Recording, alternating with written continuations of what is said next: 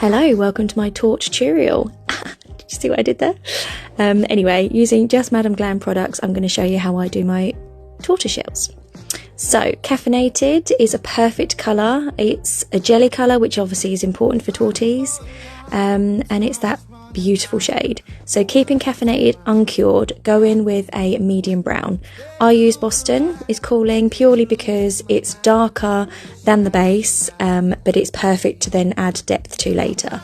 So on your uncured layer, create what you can see here. I don't know what you want to call that, but dabbing as smushing slightly from the side, but no particular pattern or placement, just where you see.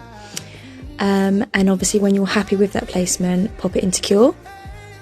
You then want to get Caffeinated again and go in with the second layer, again keeping it uncured, and choose a darker brown. Here I've used High Roller because it is darker than Boston is Calling, but it's not quite black. So here I'm going into empty spaces and I'm also overlapping to Boston is Calling, and that's how you're going to get that real depth and layering sort of look.